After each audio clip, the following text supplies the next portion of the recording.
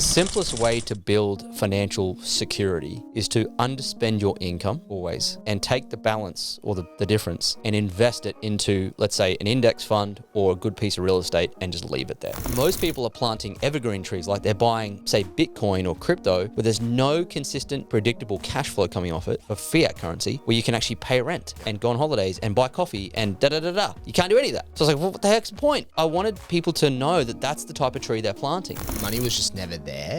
And I remember having a couple of big months in business and wanting to celebrate with my family, but then feeling guilt because I'm like, I've made more money in a month than these people do in a year. Yeah. And that stopped me from the openness and the celebration with the people that I love. Like, it should be celebrated. One thing I learned along the lines of what I noticed teaching students about money principles was that a lot of people didn't have money problems. What they had was an inability to manage their time. That was like this underlying problem.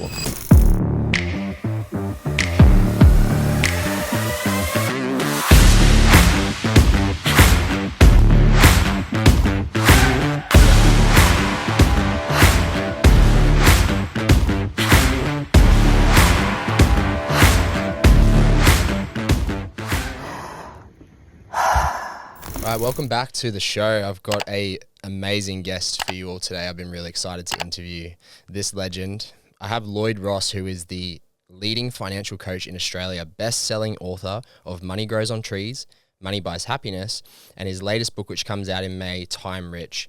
He's the host of award-winning Money Grows on Trees podcast. He is a 2 Comma Club award winner, Legacy Club member with Isogenics, and the mastermind behind multiple 7-figure ventures. And they all run out of his wardrobe at home. He's married to his wonderful wife, Alicia, and he's a proud dog dad to Elvis, the sausage dog. Lloyd is on a mission to help others achieve financial freedom while perfecting his sticky banana bread recipe in 2025. Yes, the sticky banana bread. Welcome to the show, Lloyd. Thanks for having me on, man. This is great. My pleasure. My pleasure. I appreciate it. I wanted to get you on because the whole point of this podcast, beyond what Shani and I do in the breathwork space, is to have powerful guests come on and share their experiences of how they become limitless in their own way.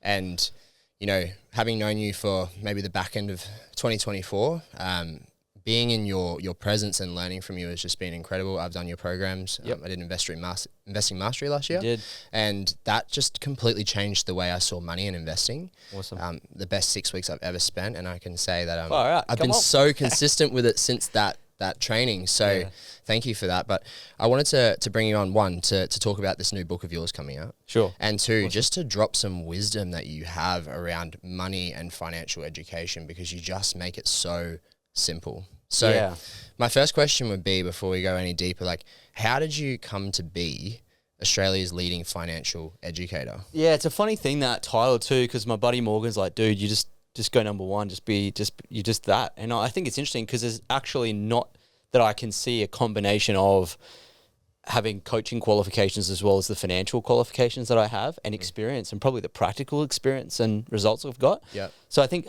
combining all those things together has just kind of emerged into this. So it wasn't ever an objective. Yeah. I just feel like it's kind of evolved into that. Yeah. Because I speak, at the major events, for people wanting to improve their life. And we have one of the fastest growing online coaching businesses around. We're certainly in the ClickFunnels community, we're up there with like 2,500 people only have won that award globally. Wow. So I think that's probably a little bit of a measurement of that title, because it's funny, you can throw around all these titles, but I think that's, I had this realization the other day. I'm like, maybe we are the leading. Because I can't see anyone else in this space that's brought them together. So I'm really excited to see where it's going to go, I think, more than anything. So I didn't intend to do it. It's like Steve Jobs would say, when you look back, the dots connect. And I think Alex Hormozi spoke about that the other day. He's like, hey, the dots connect when you look back. So just keep moving forward. And my background of I'm a lawyer. Yeah. And my background in doing the CFA charter program, which is the most difficult financial exam you can do, and doing the multiple levels of that really enhanced my ability to analyze companies and businesses and investments. And then I applied it, became a disciple of Warren Buffett and Charlie Munger and all these greats, and just dumped in and built this multi-million-dollar portfolio. And I thought, far out, this maybe people need to learn these principles. And then got into the coaching through network marketing, got qualified in that area. So there's some woo-woo stuff in there too. Bit of a combination of omelette. I love it. And here we are. So I guess weird, like the dots do connect back. Yep. As long as you're kind of moving towards what lights you up, you'll always look back and think, far out, how did this combination happen? I love that. I was actually reading a book this week. It's interesting that this has come up, Connecting the Dots Backwards. 10x is easier than 2x. Oh, great book. And Yeah, they Benjamin speak Hardy. about they speak about the same thing. Like, you can't connect the dots moving forward or looking to the horizon. It's very difficult. You have to look back. Yeah. And that helps you see how far you've come too. Totally, yeah. They wrote the book The Gap and the Gain. So that's Dan Sullivan's trio. Yep. Ben Hardy spoke at the Funnel Hacker event last year. I was at with Alicia in Florida. Yep. And those books, particularly that first book, Who Not How, Love that book. was totally instrumental in how we scaled our second business. Yeah. And how we run multiple businesses from the cupboard. I would have to say that it's because of that book. Yeah. It really changed things. People often ask me, like, the last 2 podcasts I've done, they're like, what's your favorite book? I'm like, I have 2, and Who Not How is in there now. Yeah. Because it has even helped us in the last few months scale our business and relieves you of so much pressure with these minute tasks that you put on yourself. Yeah, it does. But I love that concept, like the gap and the gain. And I wanted to segue into, there's clearly so much passion around money here, right? And financial freedom and creating a life by design and just, you live a pretty amazing life.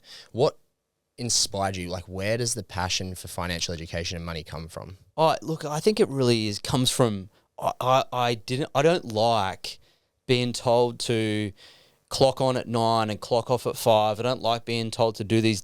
I mean, I did. I worked, I think I've really only ever worked for 3.5, 4 years in a wage job my whole life.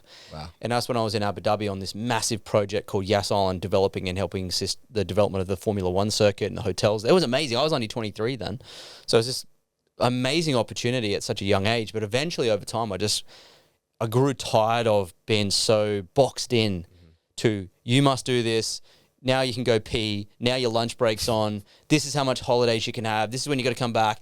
And I always get this feeling in my guts of like weirdness asking for time off. Yeah. So what the hell is that? So that's where it all embeds from. It's a very much an away motivator. And I still have it. Like, I'm motivated to never flip and go back there ever again. You still have strong away from? Totally. Yeah. Yeah. And of course you need some towards. Like, yeah. I'm inspired to teach. Yeah. It's like if you go to, we at the church Alicia and I used to go to, there was a spiritual gifts test, and you go through and you actually nail your spiritual gifts, and you do these questions to identify them, and it lists them from most spiritually gifted in this to least, and on the bottom of mine is craftsmanship. Now, and that's why I got out of the construction. It just didn't make sense. Yeah. But at the top of it's like teaching and exhortation and discernment and these gifts, and I think that's my towards energy. I'm like, I love teaching people and simplifying things and seeing the breakthroughs and helping them to put the things in place that I wish I could have done earlier or have someone teach me. So that's my towards energy. That motivates me to continue to build through inspiration. Yep. But man, I am flipping going back to a job. That is like never going to happen. I agree, man. But I think that helps me. So good. Fuel me. I love it.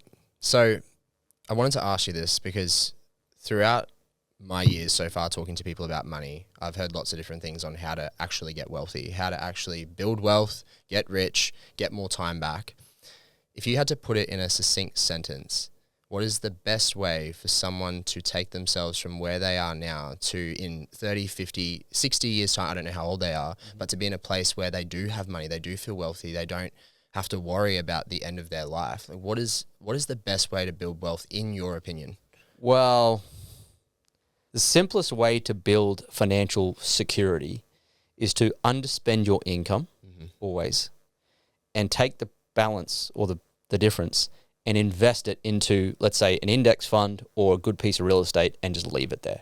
Cool. When you say an index fund, for the people who may not know what that is, it's where you can buy one share in a fund where it automatically for you buys the top 300 or 500 companies on that particular market. It's betting on every horse in the race. Exactly. It's like betting on every horse in the race, and if one gets sick and dies, one's replaced, and if, and the odds of winning, since 1957, the odds of winning that are 1.1 to 1.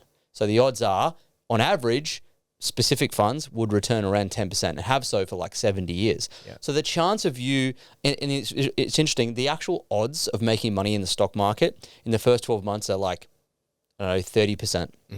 And then as you go out further, like 10 years, it's like 60%. And then 20 years, it's 100%. Yep. So like your odds of making money, if you invest it into good quality assets like an index fund or good quality residential real estate close to a big city, like your odds of making money over 30 or 40 years are 100%. Yep. And so you just have to underspend your income. Yep. It doesn't matter how much you're making, just get in the habit of underspending your income enough to put some away into assets and give it time to grow. That's the simplest way for people to be financially secure. Yep. But wealth is different because wealth is like, well, I want to have freedom to not be in a job now.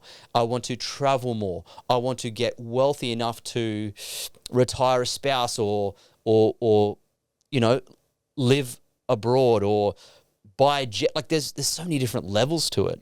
And I think the only way to get really wealthy, where money just becomes absolutely useless from a utility standpoint, like there's so much money, is you got to build a business.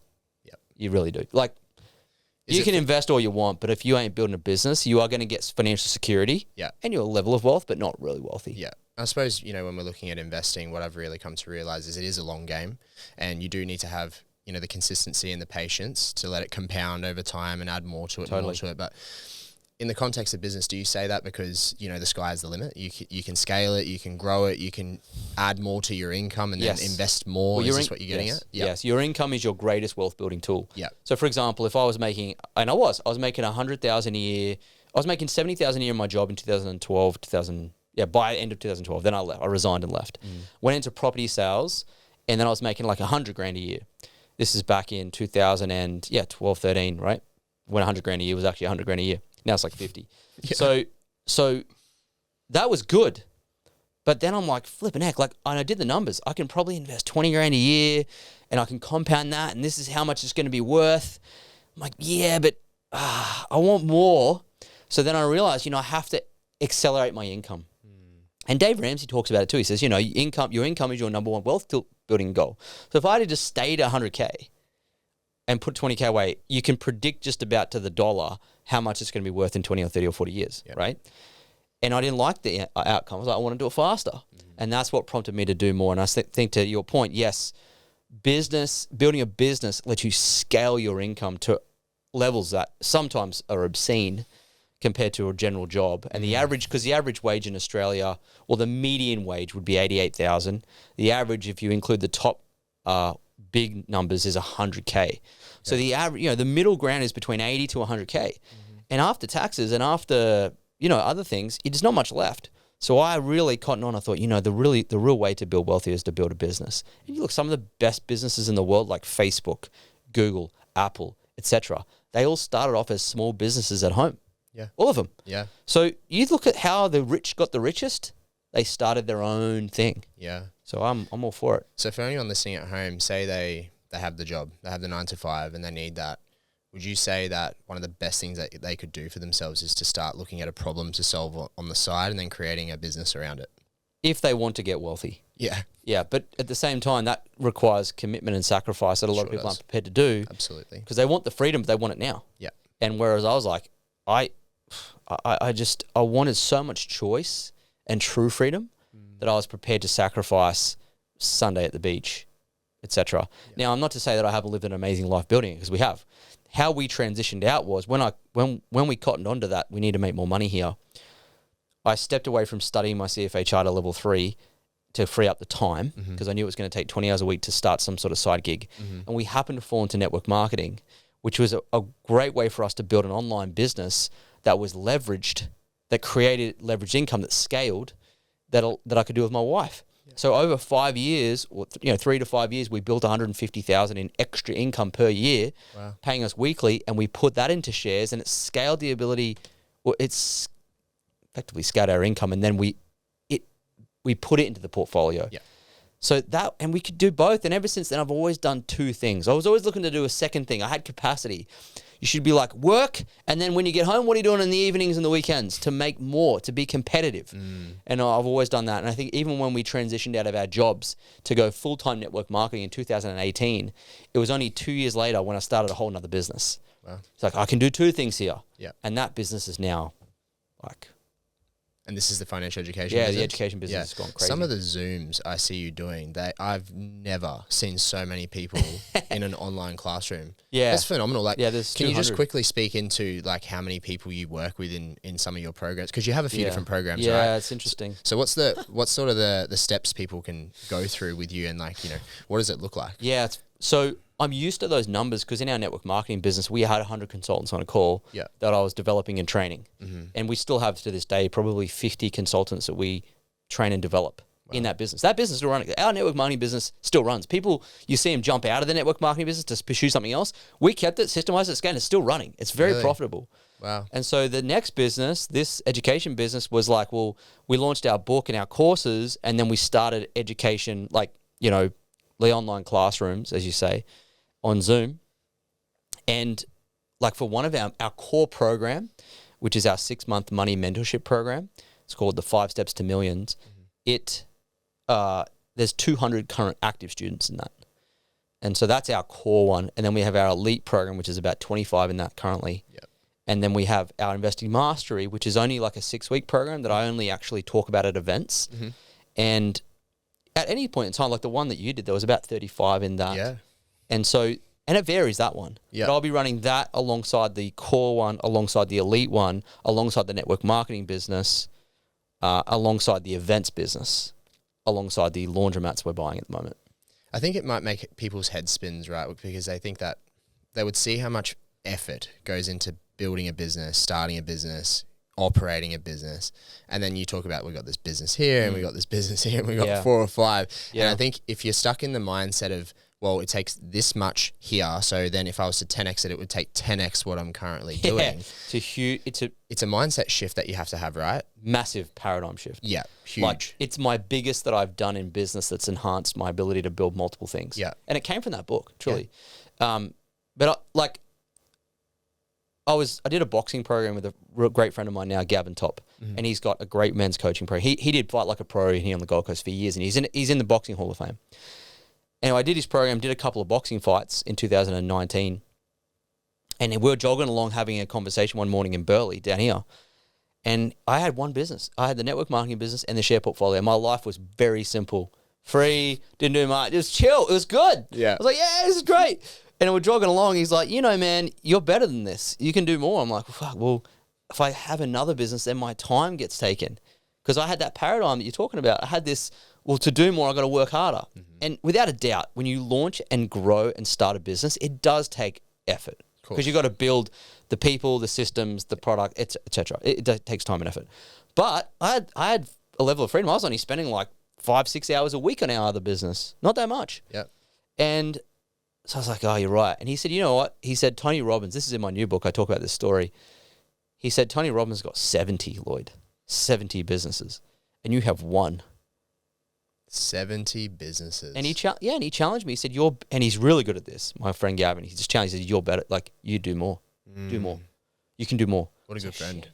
And so that's when I actually met his son, who we formed an alliance and a team down in Currumbin and at the cafe down there, got together, and I was giving him a testimonial, and he said, Lloyd, if I could show you how to put $1 into ads and get $5 back, would that be a value? He pitched me while I was giving this testimony. I was like, yeah, it sounds like it's going to be a value. So we got together, launched this education business, and that forced me to apply the principles from Dan Sullivan's book, Who Not How. Yep. It exerted the pressure I needed to do it because I was taking on too much. Yep. And so when you find yourself overwhelmed like that, it's a flag. It's a sign 100%. to get rid of the work. Yeah. And replace yourself. Yeah. And so we just replaced myself in marketing completely. Yep. I replaced myself. Then we were on a cruise in Cabo with a friend like a couple of years ago, and we had just put systems and a team in to take over the sales. And I remember leaving La Paz Harbor on this boat, and all of a sudden all the flipping all text message and all the internet cut out for 6 days. Gone. I was like, shit, I got this sales team. I need to. And then I got back into La Paz Harbor 6 days later, and we were making sales. And I didn't do anything. And then from there, it just scales because you just have so much more time to do stuff like this. Yeah. And work on brand and write another book. And really, you want to put yourself in a position in your business where you're solving the highest leveraged problem. So where's the lever that once you solve that problem, the business grows. Yeah. And that's where most of your time and effort should go. So that's how it came to be. I love that. There is that squeezing feeling, hey, when Yes. you're doing too much. And that is, Yes. if you can treat that as the sign and the signal to now start deploying your signal. resources. Yes. Just this week, I switched from a VA to an in-person assistant. With our type of business model, we run events, we run trainings, Yep. and Makes holy shit. Yeah. Like, Big difference. I've been to lunch with mates and had high-level conversations. Yeah. I've had time to put people in places to develop better systems. Yes. I'm here having an interview with you today. Yes. And, you're networking and you're having, Yeah. great conversations. But I think what's hard is letting go of that 80%, because it's is the hard. comfort zone, it's the familiar, and it's, if we do let go of it, then where to now? What's the 20%? What do I focus on? Yeah. What do I do with this space and time? Yeah. It's Yeah. a paradox. Yes. I have it, but I'm so used to being busy. So how do I Yes. fill it? Like, what do I do? Yeah. And that's why, so the title of my new book, it's now called Become Time Rich. We just had to shift the Okay, title cool. slightly because of the publishing deal we did. But in it, the tagline is how to stop being busy and start getting wealthy. And what I learned was that busyness doesn't reside with wealthiness. In fact, they live on opposite ends of the spectrum. And so, it was John D. Rockefeller, who was like the richest man in history. His net worth of current today's value would be $600 billion. And he was the founder of Standard Oil. So he basically owned all the oil in the world. Wow. And so he had this saying, the busy man has no time to make money. And that's Love that. such an interesting quote. And he's right. It's just that we grow up in Australia and other places with this paradigm of, if you want a job done right, you got to do it yourself. That's right. You got to roll your sleeve. And so that whole story that we tell ourselves, it's so difficult to break, because when you're actually doing stuff, you also feel productive, You do. right? Especially as a man, you're like, well, I built to work, so I just work. And that can be your greatest enemy. So can being good at the work you do. So all of a sudden, I was pretty good at sales. And so I found it hard to let go of that one specifically because I'm like, I'm good at it, didn't mind it, but it was the bottleneck. So if I left, went on a holiday, sales went down. And so it's actually the things you're good at and enjoy that you got to let go of, and they're the hardest. That's so relevant for even me right now. You just Like, really made yeah. me think, and I've had conversations with people this week to step into parts of the sales part of our business. Yep. And I thought the same thing. I'm like, if I go away for 2 weeks, then what? Dead. Then what? I just sacrifice 2 weeks of revenue? Like, Yep. is that what we do? Totally. Even as an assist, I have a client manager at the moment who Yep. came in and she's changed everything, which is great. And Alicia said, well, I can do this. I'm like, no, I don't. Alicia's my wife. I'm Yep. like, well, I don't want you to do too much because I want to be away with you and Yeah. not do. And we were away in Thailand for a few weeks just the other day, and it was just like bliss. Yeah. So your spouse or your partner should only be doing certain things. Yeah.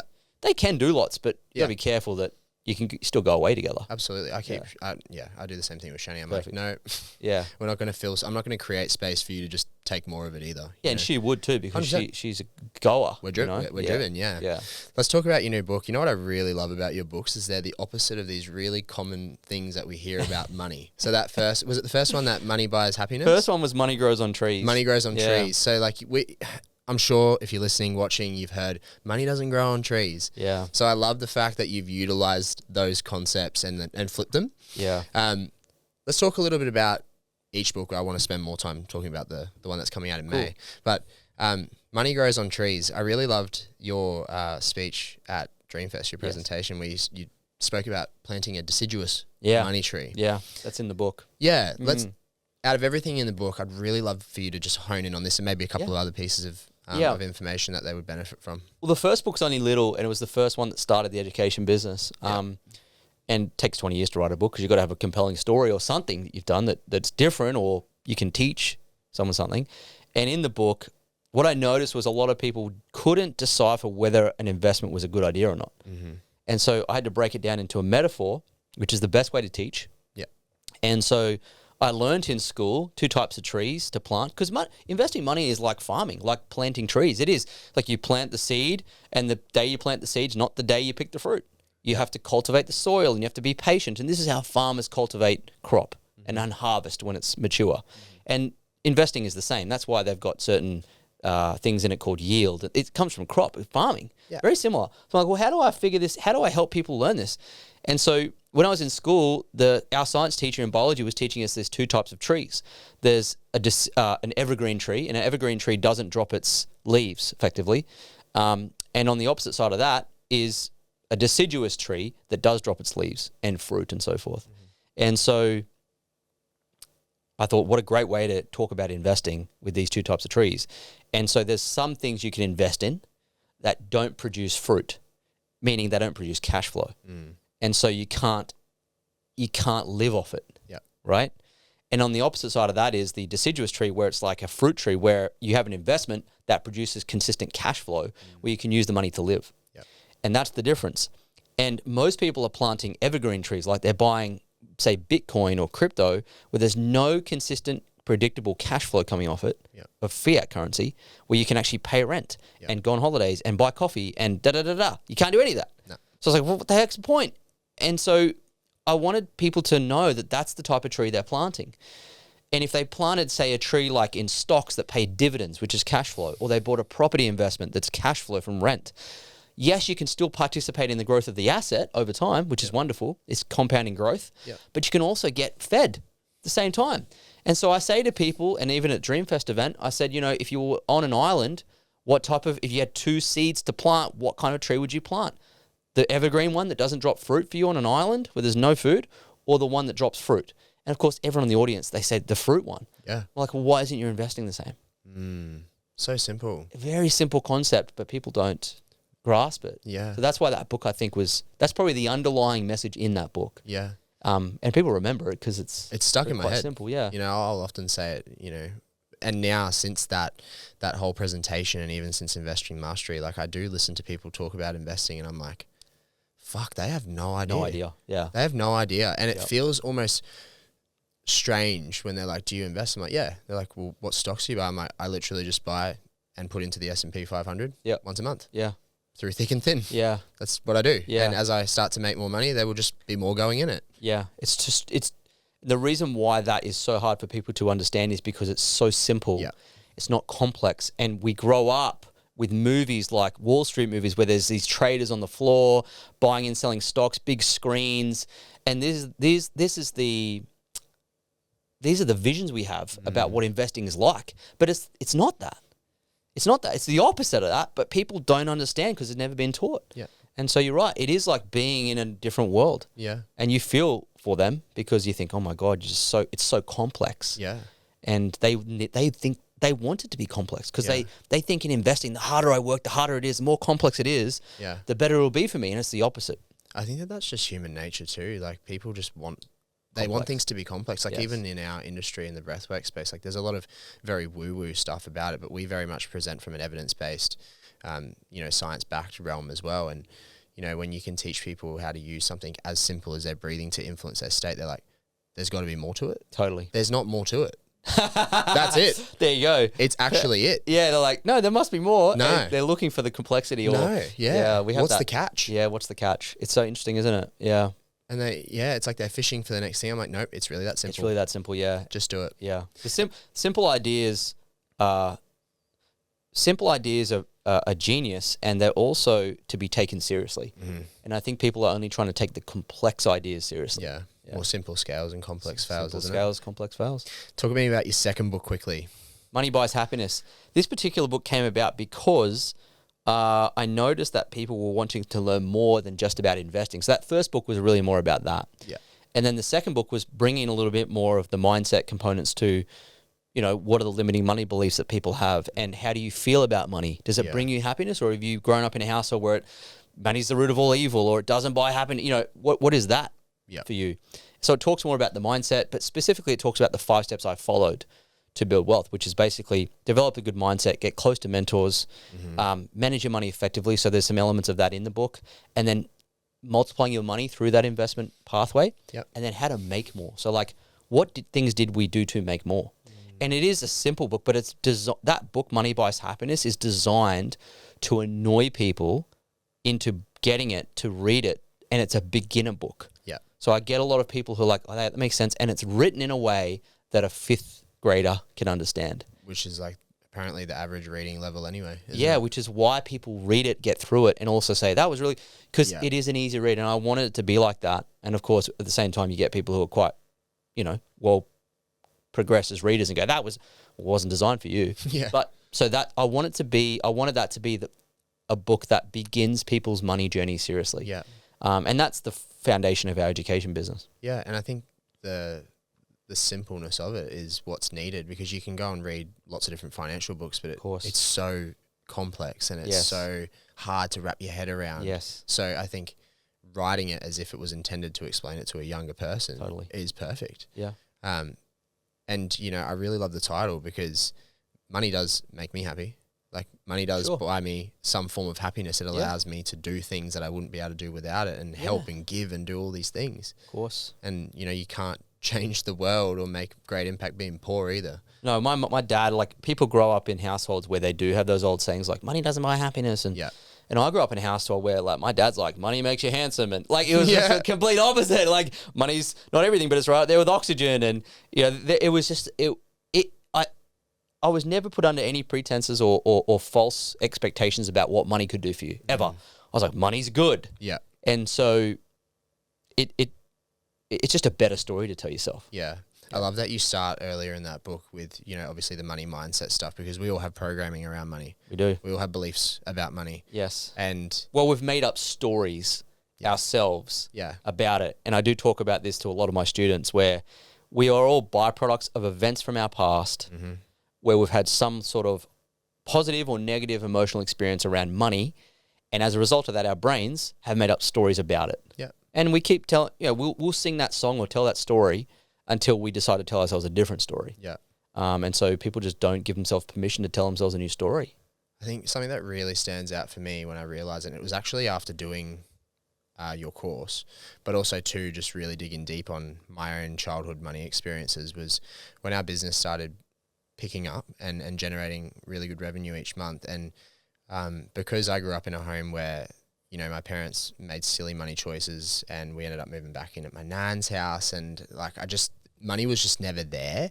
And I remember having a couple of big months in business and wanting to celebrate with my family, but then feeling guilt because I'm like, I've made more money in a month than these people do in a year. Yeah. And that stopped me from the openness and the celebration with the people that I love. Like, it should be celebrated. And, you know, it was great because it made me have really good conversations with my family about it. And my beliefs were not the reality of what was happening. They were very proud. But, you know, had I not become more aware of all of this, that would, you know, just lead to sabotage, and it would lead me for settling for less and not celebrating the wins along the way. Yeah, if you're trying hard to win love or admiration from people you love, you will display certain behavior that will attract that. Yeah. And part of the process of developing yourself is not being afraid to be disliked or disappoint others too. Yep. To, as they say in the coaching world, speak your truth. But that's what that means. 100%. Be unapologetic in how you approach life. Yeah. And people will judge you anyway. So you may as well just be authentically you as much as you can be, within reason of not like making people feel bad or, you know, so of course, as long as it's in a tasteful authentic way to people. Yeah. And I think too, like, it just takes you out of the people pleaser mindset as well. Yeah. You know, and there's truth in that. The more you authentically embody who you are, the more people probably won't like you. And, you know, to some degree, but you're only triggering parts of them, you know, that are not resolved and that they have to work through. And usually older friends too that have come up and grown up with you. They'll put you in a box and say, you're that person. And as soon as you change out of that box, what? No. Chris is this. He's not, wait, what? Yeah. And so that's what makes them uncomfortable, this change in you. Yeah. And that's just a personal, shortcoming in them that they don't feel comfortable with. Exactly. And that's their own battle. Yep. And that's one thing I've learned too in this industry is that, through the training that I've had, is that if someone, like I was doing a talk recently at a house, and I was doing this talk at this event, and for whatever reason, I triggered a couple of people, and a couple of them came up to me at the end and told me, one gave me unsolicited advice, but hey, I'm going to give you some unsolicited coaching advice. I'm like, great, this will be fun. And I took it on board because I'm like, I'll take the good and the bad. Like, give me the good, give me the bad. How can I improve? But I found out later it was just because it triggered her specifically, because there's things. So whenever people are triggered, it's not you. It's something inside of them they're not happy with. And what you've said or done has brought it up, you know? And I think that's good that it does bring that up so they can address it. But I learned that it's got nothing to do with me. I had the same thing happen actually on the weekend. We had an event and it's a full day event with us and we pitch our level 1 training. Yep. And, you know, it was a really successful day. It was a very successful pitch. And I had one of the students after the next day message me and there was this full, like, I hope you know that some of the things you said really brought this up in me and stuff like that. And I really respect this woman. So, like, we had a good conversation about it. But through that, you know, me in the past, I would have definitely taken that on and been like, I've got to change my approach. I've got to change my approach. Yeah. It's all me. But, you know, I said to her, I'm like, look, if I were to change my approach, I wouldn't speak to the 99% of other fucking people that need to hear this. Yes. And it needs to move them. Like, Totally. I'm saying it to move them from point A to point B. Yes. Because if we don't move them, then what's the point? Like, you know, what's the Totally. point of the whole thing? So, yeah, I think that's just personal development in a nutshell anyways, and it just continuously just moving forward. 100%. And I mean, I get it every day from my book title. So like Money Buys Happiness, that's all over the internet. Yep. So it annoys people. It triggers them. I get trigger messages just on the comments every day. So I'm, you know, being able to hit them somehow every day. Yeah. And I always want to do that to people because I like it when it's done to me. Yeah. It makes me reflect and think more deeply. You can grow. Yeah. Let's talk about the book coming out in May. Yeah. Come on. What a journey that's been. Yeah. Let's what's the inspiration behind it, Lloyd? Like, you know, Well, why the third book? Yeah, it's interesting, isn't it? One thing I learned, and I talk about this in the beginning of the book, why I wrote it. Yeah.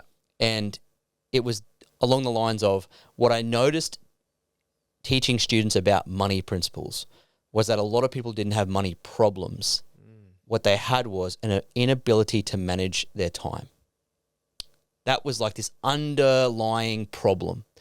And it reminds me of this quote of Desmond Tutu who said, you know, at some point in time, we've got to stop pulling people out of the river and go upstream and find out why they're falling in. Oh, that's great.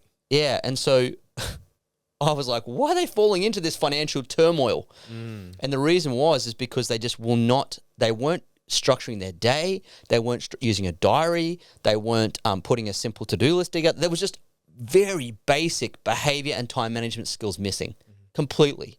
And most people are carrying their to-do list around in their head, all their meetings in their head, their ideas in their head. And your brain is not for storing ideas. It's not a USB stick. It's for creating ideas. And so I was like, oh my God, this is what's happening. So like, I need to help them with this. So I started teaching some of these principles of like, you know, focus and leverage. Like, how do you get more leverage in your day? How do you achieve more by doing less? And eliminating things. So like, they were just taking on too much stuff. Yeah. So I was like, well, there must be some principles in here. They weren't setting boundaries. And so I'm like, so I started teaching it. I'm like, okay, this is working. This is good. And I started to see their financial results improve because I had helped them with their behavior and their time of the day, you know, how they're managing their day and their behavior. So this is good. And then what happened was I had no intention of writing a book about some of these things, but Alex Hormozy launched his book called $100 Million Leads, and he did this incredible book launch event. It was so cool to watch it come together. I was just like, this is dope. And so I remember watching it with my wife, Alicia, and then after it finished, I remember I was laying in bed because we watched the replay in bed the next morning. I rolled over to her and I said, he's so good, it makes you want to quit, doesn't it? Like, he's so good. He is so good. I was like, oh, that makes me want to quit. I was like, because in me, it triggered me. Yeah. I was like, in me, it's like, Lord, you could do this, but you're not. So Alex is like, he made me, he doesn't know this because he doesn't know me, but he made me reevaluate my ability to do something new. So I go to my business partner, I'm like, hey, I need to write another book. Here's what it's going to be called. We're going to do this. I'm going to fucking launch the shit out of it. And he goes, yeah, come on, let's go. We're going to do a movie. Like, it was just, he's a big thinker too. And he's like, yeah, let's go. So I was like, shit. And this is like, 18 months ago. And I'm like I'm running a business, scaling another one, buying another one, and building the events business with Morgan. So I'm like, I got shit going on. Yeah. But all the principles I want to write about in the book, this is a perfect chance for me to put them to the test, to actually write a book that very few people do while all this is going on. And so I remember even this time last year, I was still writing. And that's the reason I wrote it. And I compartmentalized it into 4 laws. And inside the book, it's the 4 time rich laws. And the 4 time rich laws are law of definite purpose, meaning if you are not focused on something, you are distracted by everything. Mm-hmm. The second one is the law of elimination. Never manage what you can discard. And most people they just could eliminate stuff. Yeah. The third law is the law of leverage.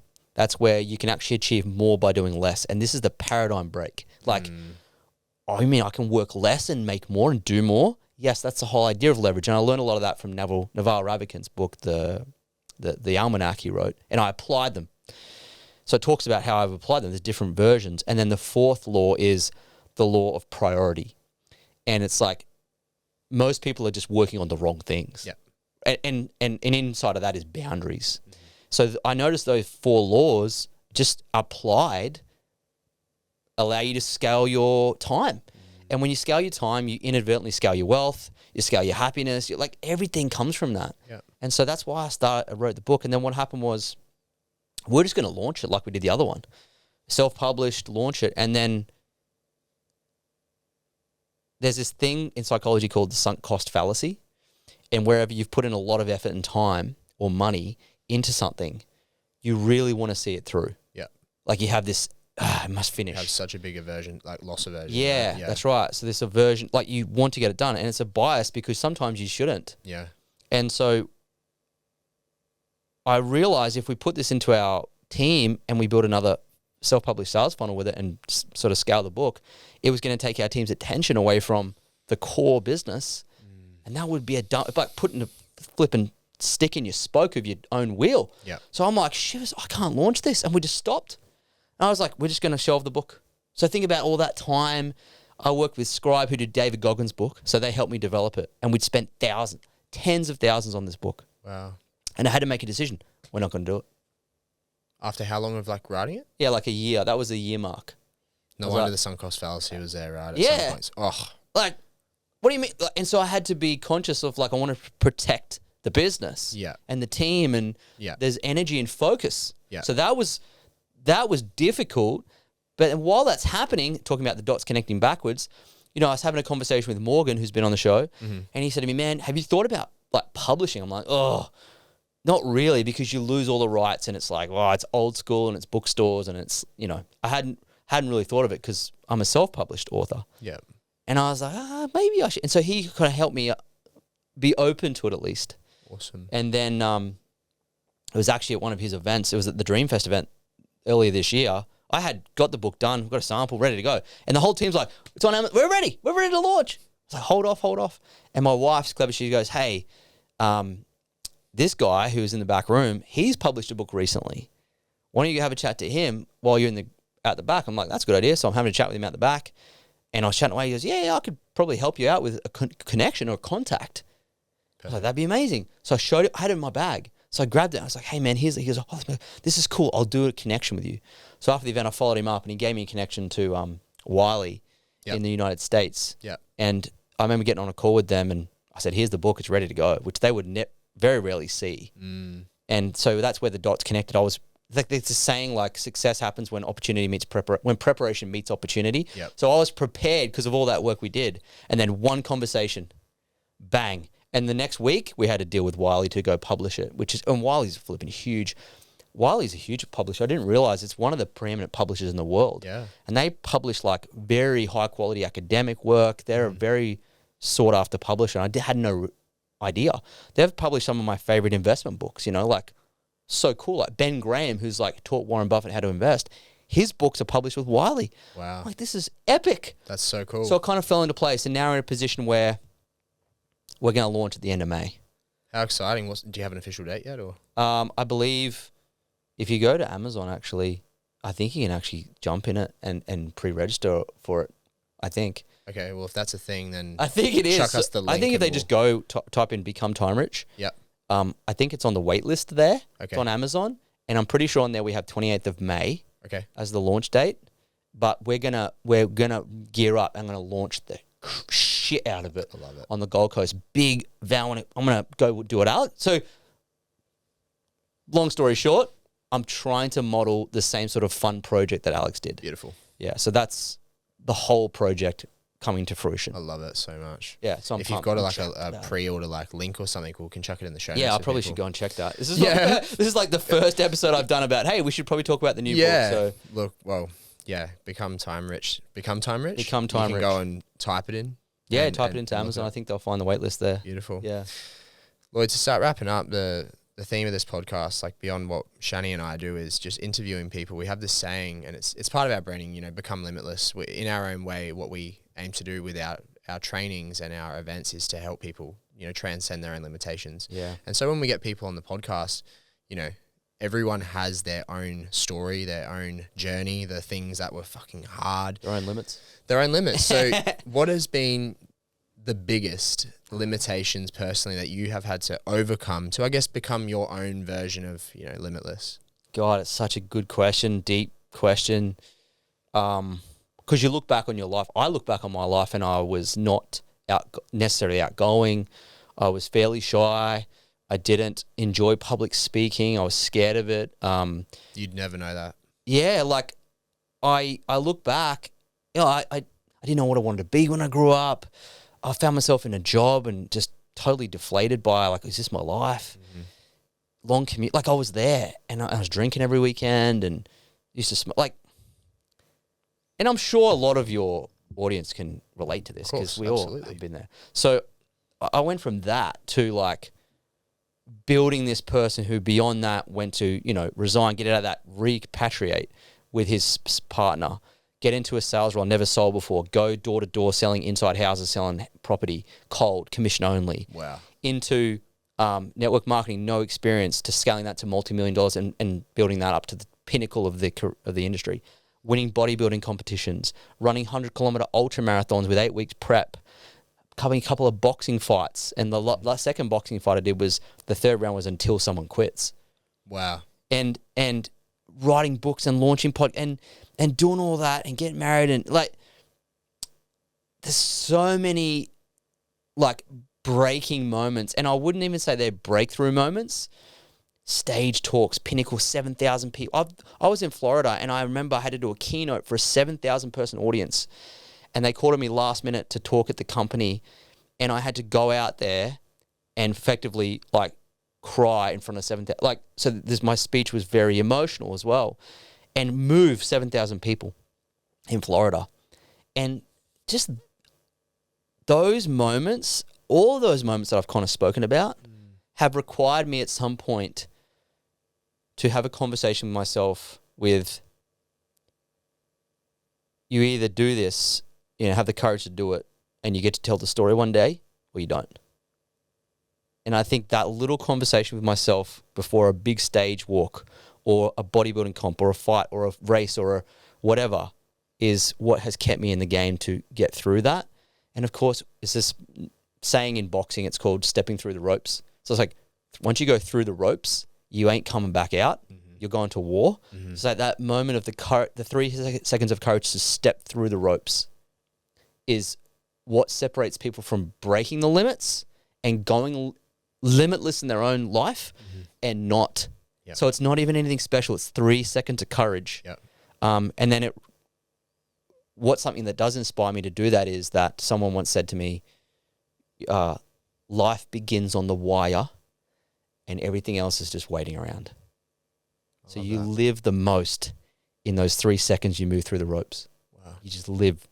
You're on the edge. Yeah. And I think it's just getting used to that a lot, that you do get a bit more used to it. Yeah. That helps you break through. So powerful, man. Yeah. So go break through, I suppose, is the lesson. Yeah. 3 seconds of courage. Feel the fear and do it anyway. Hey. Yeah, you're going to have the fear. Like, you're going to have the gut-wrenching fear, whether it's speaking, whether it's getting down on one knee and proposing, whether it's to write your resignation letter to your boss, whether it's to break up with someone, like to have a very uncomfortable conversation. Mm-hmm. That feeling is just, it's your friend if you're someone who wants to break through and go limitless. So I love it. Have the conversation. Love it so much, Lloyd. This has been an absolute amazing episode. I feel like I could talk to you for hours, man, but unfortunately, I'm time sensitive of your own time as well. I appreciate it. Thanks for having me. I've loved it. It's awesome. It's been so good. And lastly, for those listening, watching, like, where can people find you? Like, links, where's the best place to hang out? Yeah, the best place to hang out is come across to my Instagram, My handle is Lloyd James Ross. Yep. And obviously, like everyone else, I got a link tree there. You can click it and just Beautiful. go through and check it out. We'll chuck it in the Yeah. show notes. Awesome. Awesome, Lloyd. Thanks for man. being on, man. You bet.